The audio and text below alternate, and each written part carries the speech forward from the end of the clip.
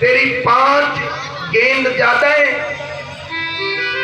हमारे 5 कम है, लेकिन खेलने में सब बराबर है। मैं तो बाह्य गेंद लूंगा। कितनी परिश्रम से तो मैंने रेशम के पट की गेंद बनायो। देख कन्हैया मोको तेरी 5 गेंद ना चाहिए, मैं तो बाह्य गेंद लूंगा। जौन सी गेंद को तेने काली दे में फेंक दियो। कन्हैया बोले गलती हैगी, 10 गेंद ले लियो, बाकी टाइम में 10 गेंद दे दूंगा। बोले मैं तो बाह्य गेंद लूंगा। श्री दामा की ओर, भैया बात तो कायदे की है, तो बाह्य गेंद देनी चाहिए। कन्हैया बोले देखो तुम जानी नहीं कितनी जिद्दी हो, बात इतनी बढ़ गई, बात बात में सखाओं में तू होने लग गई। मेरे गोविंद ने एक छलांग लगायो, कदम पर चढ़ गए, कदम तक काली दे के किनारे। श्री दामा भैया अब तो तेरी बाह्य गेंद को लेकर आऊंगो। ग्वाल वालों ने देखा गोविंद ऊपर चढ़ गए। अब जमुना जी पे जब गए तो नाग के ऊपर बड़ा सुंदर नृत्य करेंगे थोड़ी देर में।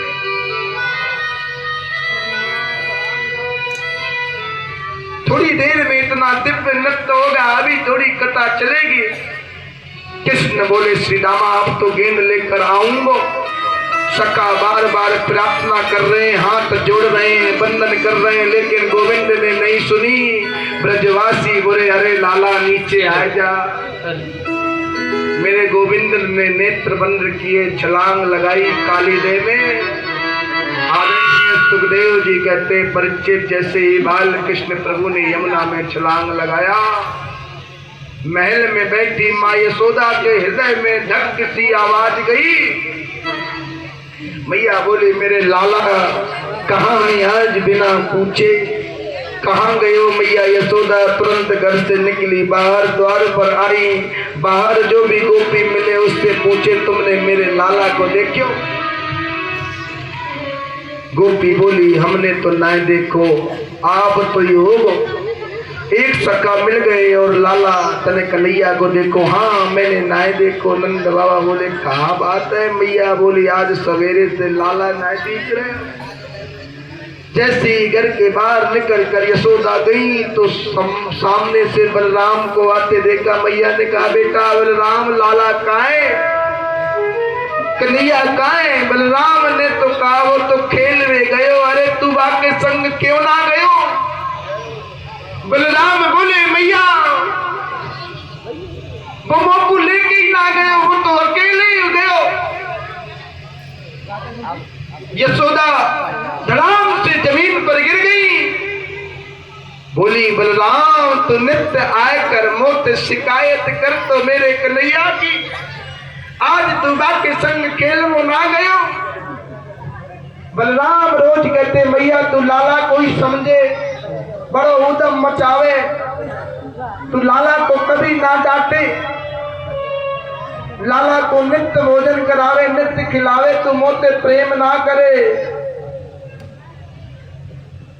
और मैं नेक माखन खाई लूं तो मोती कवे, तू मोती डांटे, लाला को ना डांटे। क्योंकि एक दिन कन्हैया बातन में बोले मैया अब मैं छोटा हूं और छोटे को तो कभी ना डांटे।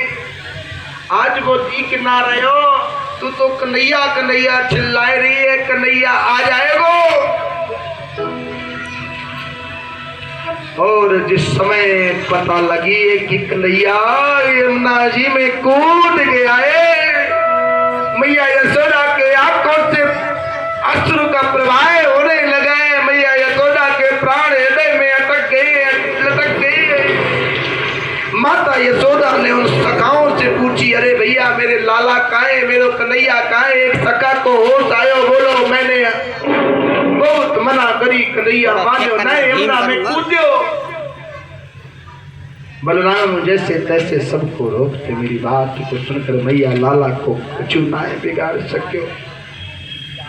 लेकिन कोई सुने नहीं। बलराम आवेश में आ गए। क्यों रोती हो माँ यशोदा, आप जानती नहीं? अरे ये छोटा सा कालिया नांग क्या बिगाड़ेगा मेरे गोविंद का? वो तो 1000 फन वाले शेष नांग पर शयन करता है। बलराम जी की तरफ इशारा, शेष मैं ही तो हूँ। मैया बोले अरे बेटा तू कैसी बात करता है? मेरे कन्हैया सांप से तो इतने डर पे, मेरे गोद में चढ़ जाए सांप को देखती चित्र में भी ना देखे, जाने लाला जल में नीचे कैसे होएगो, सांप ने घेर लियो होगो, क्योंकि हजारों सेना कालिया नांग के पास है। ऐसो विशालो सर्प समय ब्रह्म की सृष्टि में दूसरा और नहीं है। एक तो एक जिसके फन है, जब चाहे रूप धारण कर सकता है। बलराम जी सबको रोक रहे हैं। कालिया नांग ने कहा पहला आश्चर्य तो है कि बालक का जल में आया कैसे, और दूसरा आश्चर्य ये आया कि अभी तक जीवित क्यों है। इसको तो मर जाना चाहिए, मेरे जल का तो स्पर्श करते ही मर जाते हैं लोग, लेकिन ये जीवित कैसे? यहाँ कालिया नांग इस तरह की बातें सोच रहा है।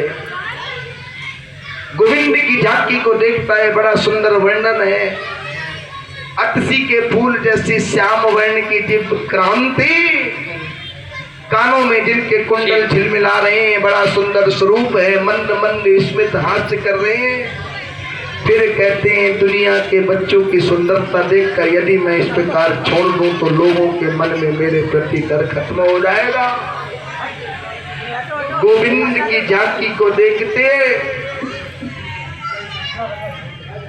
और नांग पत्नियों से गोविंद मिलते हैं। गेंद दे दे रे नागिनिया लेके कन्हैया बड़ी मुस्कुरा मुस्कुरा के उनसे निवेदन करते हैं, लेकिन नहीं, आज मेरे गोविंद ने उस कालिया नांग का मर्दन किया है। तांडव गति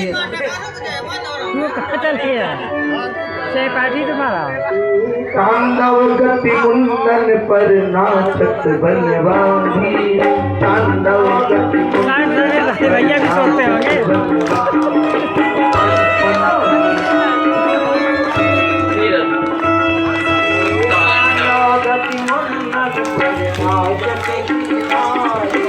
तांडव गति मुंडन पर नाचत